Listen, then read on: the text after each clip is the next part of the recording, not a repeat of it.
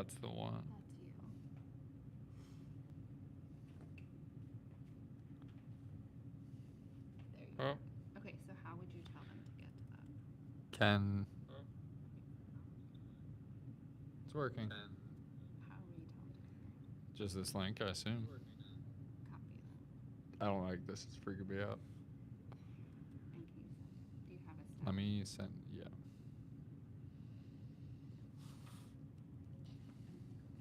Don't.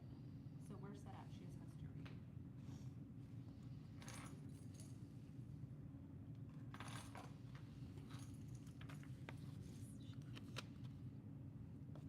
I kind of hate that the.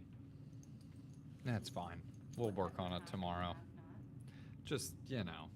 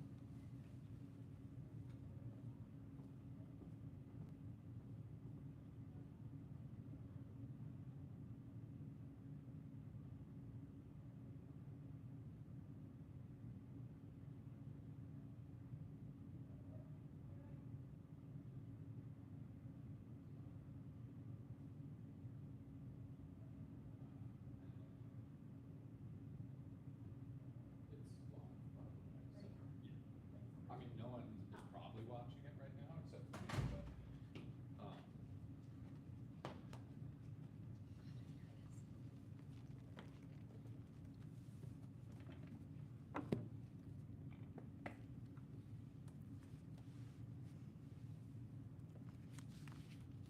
Reading pages. Reading pages 1 through 19. See. What do I look like? I want to fix it. It's really. Oh, that's the one I paused because I was annoyed hearing myself. Hey. Am I too close? Should I be like right here? Oh God. Okay. Oh jeez. How's that? Is that better or worse? We really got a horrible setup here for day one. Sorry. That's fine. It's just lagging a little. Is that normal? Yeah, but I think that looks better. Yeah. Zoomed in a little more. That's freaking me out. All right, I'm sending this email. What if I mess up my reading? Is like Nick he is.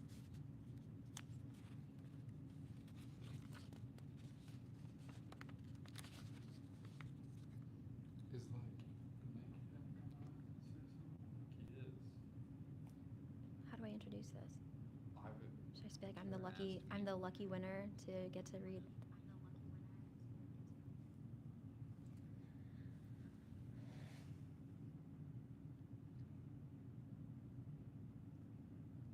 Wow, there are 8. It says there's 8 watching now. Oh. I said I just sent the link, so I don't know who's watching.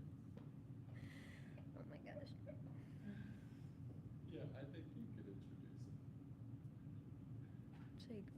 What time are we doing? 9:55? I said 9:55 in the email. Oh, only 4 watching now.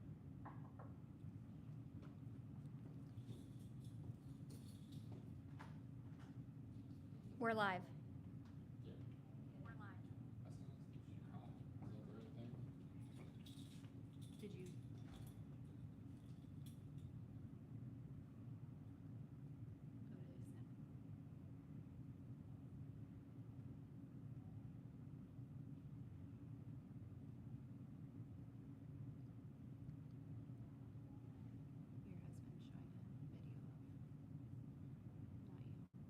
What is he doing?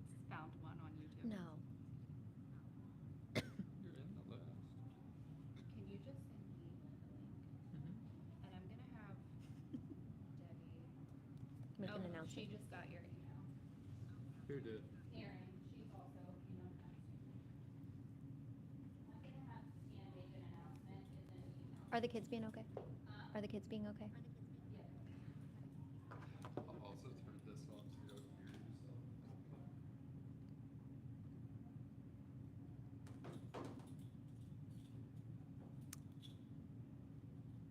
It's weird because it doesn't like the sound on here as it does on here. What does it look like? It's like more zoomed in here. Like on my face? On here, yeah, but it looks fine. It's what it looks like to everyone. Oh man. Okay.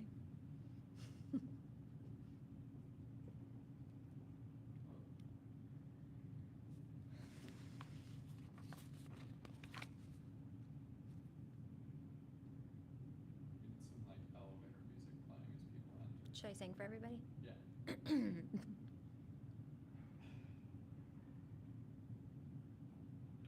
2 legs. Oh my gosh.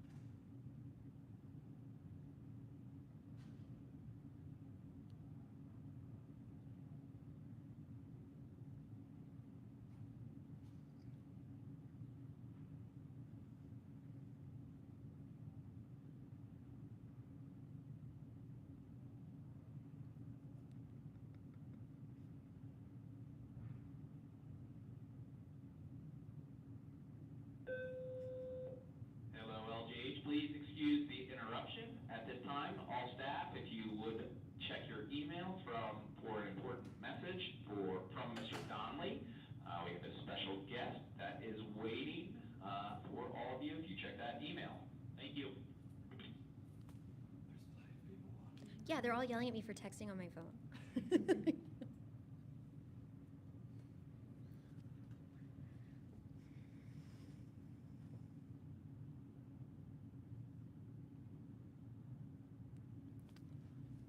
There's 27, 30 people watching.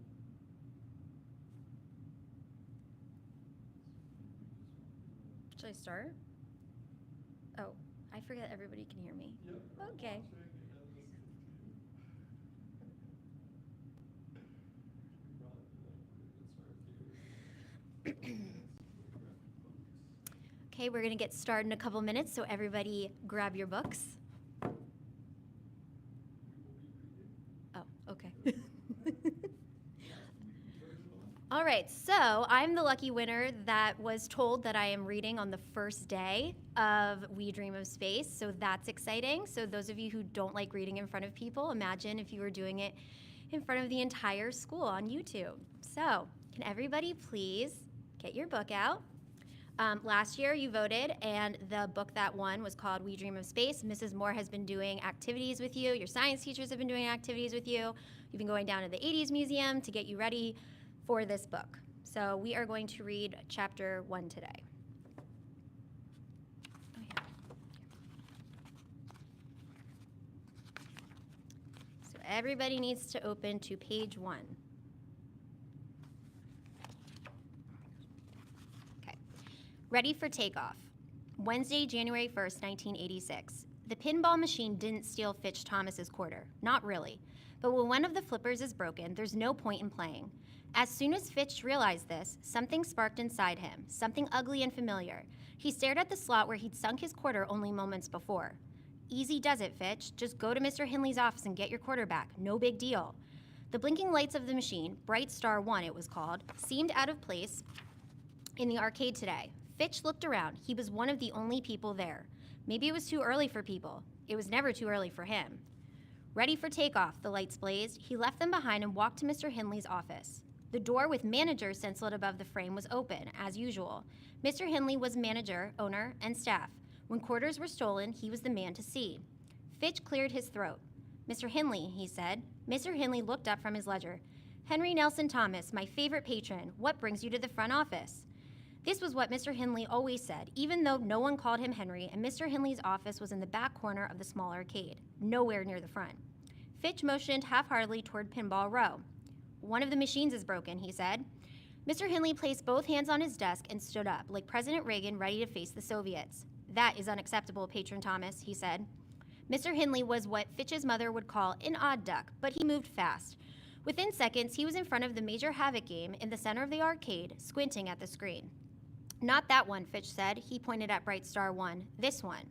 Mr. Hinley raised his eyebrows. But you're a Major Havoc guy. One from all from one. Fighting for humanity and all that.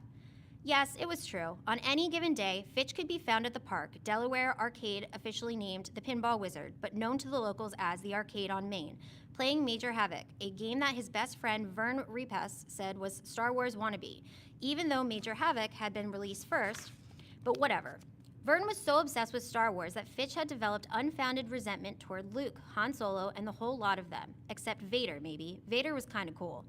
The more Vern ragged on Major Havoc, the more dedicated and defensive Fitch became, and now he was so preoccupied with beating his own high score that Major Havoc, in all his vector graphic glory, sometimes appeared in his dreams, demanding that he get to the reactor before everyone exploded. But today was January 1st, and Fitch had made a New Year's resolution to try something different.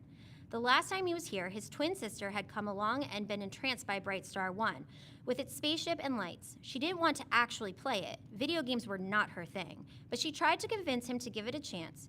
He'd snapped at her to leave him alone, then felt bad about it later. So he'd gone for the pinball machine this morning, even though no one played pinball anymore. And now look what had happened.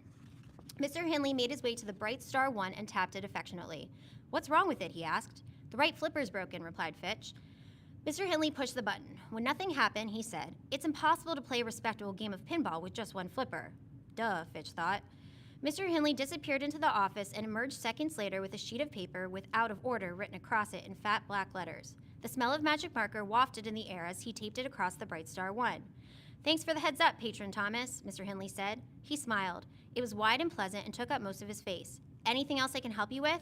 Yeah, you can give me my quarter, Fitch thought, but he didn't say it out loud. The fire was too bright. The mood of the house. 10 seconds before Fitch's twin sister Bernadette Nelson Thomas opened her eyes, she thought, if there's a 5 on the alarm clock, it will be a good day. When the digital numbers glowed 2:32 p.m., no 5s in sight, she assumed the first day of 1986 would be a toss-up.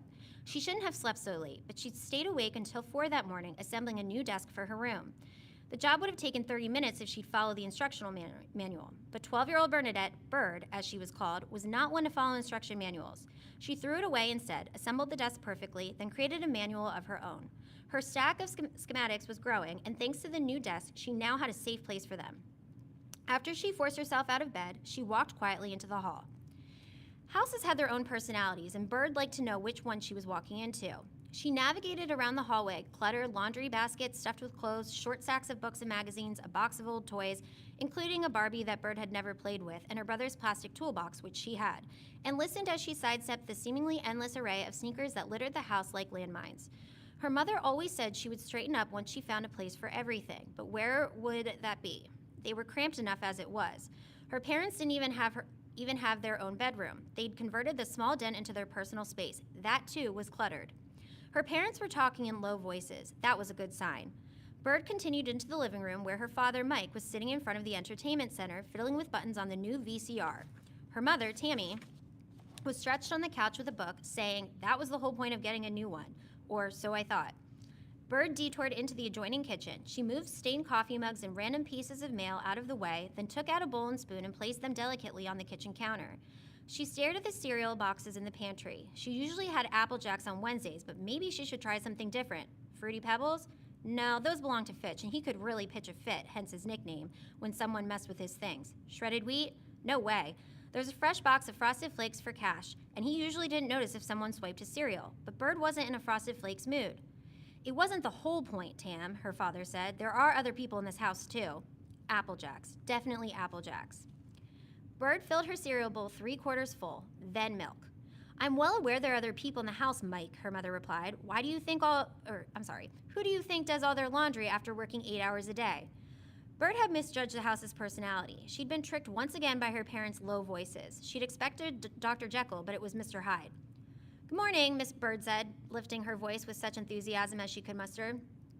Her mother looked up from her book. If Tomorrow Comes, it was called. Don't touch those sugar cereals, Bird. Those are for your brothers. You won't be skinny forever. I wonder how many times she'll say that sentence in 1986, Bird thought. She considered counting. Maybe she could make it a New Year's resolution. Bird returned the milk to the refrigerator. Where is everyone? Excuse me. Fitch is at the arcade and Cash is out with friends, Tammy said. I stayed up late last night putting my desk together, said Bird. She shoved a spoonful of cereal into her mouth. It took me a while, but I got it. I even assembled the drawers and sketched a schematic of. It's probably not the VCR's fault, Tam, her father said, eyes on the VCR. You probably didn't set it right. Her mother sighed and turned a page. I did exactly what the instructions told me to do. If you did exactly what the instructions told you to do, it would have worked. Bird carried her bowl into the living room, moved a stack of newspapers off the armchair, and sat down.